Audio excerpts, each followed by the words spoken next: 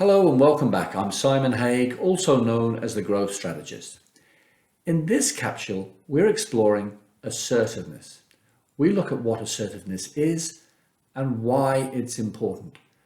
We then examine how assertiveness plays out in our brains. For example, what's the difference on the one hand between passive behavior and communication, aggressive behavior and communication, and assertive behavior and communication.